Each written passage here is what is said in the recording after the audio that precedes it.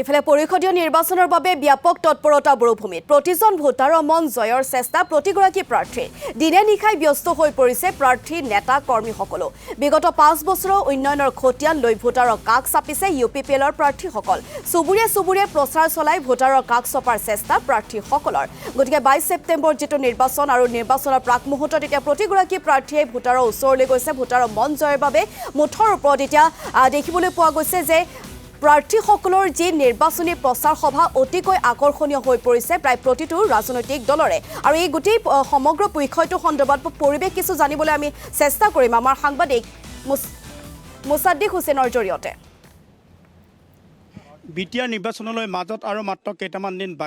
বাকি থকা অৱস্থাতে এতিয়া আসলতে প্ৰতিটো ৰাজনৈতিক দলে চলাইছে নিজা ৰণনীতি আৰু সমান্তৰালভাৱে এই মুহূৰ্তত মই উপস্থিত আছোঁ খালিংদুৱাৰ সমষ্টিত আৰু এই খালিংদুৱাৰ সমষ্টিত বিশেষকৈ ইউপিপিএলৰ প্ৰাৰ্থী ৰবীন্দ্ৰ বড়োই এই ধৰণে আসলতে ঘৰে ঘৰে তেখেতে আসলতে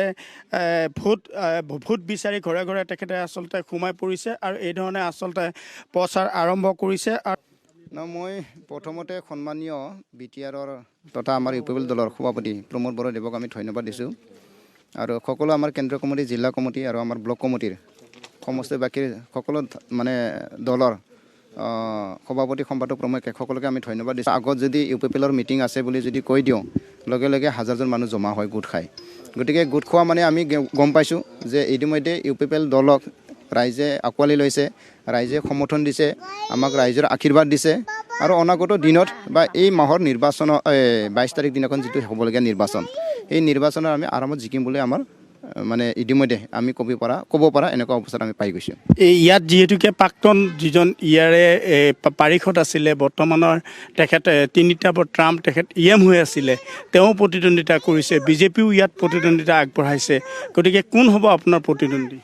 নাই এনে ৰাজনীতিৰ দলৰ নাম যিটো বিপিএফ আৰু বিজেপি দলৰ নাম হিচাপে ঠিকে আছে 2020 চনৰ আগত বঞ্জাৰ দৈমাৰী ইএম আছিল আমাৰ পৰিষদীয়ৰ কিন্তু যোৱা 5 বছৰ আগত বা 2020 চনৰ যিটো নিৰ্বাচন সেই নিৰ্বাচনত তেওঁ ইএম হোৱাৰ পিছতো যোৱা বছৰ বা যোৱা টাৰ্মছৰ যিটো নিৰ্বাচন সেই নিৰ্বাচনত তেখেতে 3 নম্বৰতহে আছিল গতিকে এবাৰতো তেখেতে ইএম ছিলে নহয় ইএমএ নহয় গতিকে সেই মানুহজন মোৰ কাৰণে কণ্টেষ্ট হ'ব বুলি মই কোনোপধ্যে নাভাবোঁ আৰু এটা চাইডেদি বিজেপিৰ যিজন প্ৰাৰ্থী হয় সেই প্ৰাৰ্থীজনে একে কথা 2020 চনত তেখেতৰ কেণ্ডিডেট আছিল গতিকে তেখেতো হাৰিছে গতিকে ৰাইজে গম পাইছে যে হাৰা ব্যক্তিক এই খালিংদুৱাৰ সমষ্টিত যিহেতু পুনৰাই কেণ্ডিডেট যিহেতু বিজেপি আৰু বিপিএফে দিছে তাৰ মানে ইউপিপিএলক মানে সমষ্টিখন তেওঁলোকে এৰি দিছে বুলি সকলো ৰাইজে গম পাই গৈছে কি ক'ব জিকিবনে এইবাৰ আমি জিকিব বুলিয়ে ক'ব লাগিব কিয় এই কাৰণে ক'ব বিচাৰিছোঁ যে এইবাৰ গোটেই ভাষা ভাষী নিৰ্বিশেষে জাতি জনগোষ্ঠী সকলো ৰাইজ একত্ৰিত হৈছে আৰু একত্ৰিত হৈ এইবাৰ ৰবীন্দ্ৰ বড়ো ডাঙৰীয়াক পক্ষত সকলোৱে থিয় হৈ আছে আপোনাৰ জয় হাঁহি মাৰিব আৰু এটাই কাৰণ তেওঁৰ পক্ষত অহাটো যে এইবাৰ যি 2020 চনত প্ৰমোদ বড়ো ডাঙৰীয়াই যি বড়ো শান্তি চুক্তি কৰি তেওঁ যেতিয়া বিটিচি প্ৰধান হ'ল তেতিয়াৰ পৰা আমাৰ এই অঞ্চলত খুব এটা ভাল পৰিৱেশ আমি ভাবা নাছিলোঁ যে ইমান সোনকালে যে এটা ইমান ধুনীয়া পৰিৱেশ আহিব কিন্তু তেওঁ যিদিনাখনে দায়িত্ব লৈছে সেই দিনাখনৰ পৰা আজিলৈকে এদিন বন্ধ হোৱা নাই এদিন হৰতাল হোৱা নাই এদিন ৰেল অৱৰোধ হোৱা নাই পথ অৱৰোধ হোৱা নাই এটা গুলি ফুটা নাই ইমান ধুনীয়া এটা পৰিৱেশত আমাৰ চব জাতি জনগোষ্ঠীৰ মানুহ একত্ৰিত হৈ পেলাই আমি ধুনীয়াকৈ মিলিজুলি আছোঁ এইটো কাৰণে এইবাৰ গোটেই আমাৰ এই অঞ্চলৰ ৰাইজে এটাই চবে শান্তিটো বিচাৰে উন্নয়নটো শান্তি থাকিলে উন্নয়ন হ'ব গতিকে শান্তি বিচাৰি সকলোৱে প্ৰমোদ বড়োৰ পক্ষত থিয় দিছে নিশ্চিতভাৱে আচলতে ক'ব লাগিব যোৱা আচলতে 2003 চনত বিটিচি চুক্তি হৈছিল যদিও কিন্তু শান্তি প্ৰতিষ্ঠা হোৱা নাছিল শেহতীয়াভাৱে বিটিআৰ চুক্তিয়ে সমগ্ৰ বিটিআৰত বসবাস কৰা প্ৰতিটো জাতি জনগোষ্ঠীৰ মাজত সমন্বয় আৰু শান্তি আচলতে পৰিৱেশ আনিবলৈ পাইছে আৰু তাৰ কাৰণে আচলতে আকৰ্ষিত হৈ পৰিছে ইউপিপিএল দলৰ এইসকলে সেই আচলতে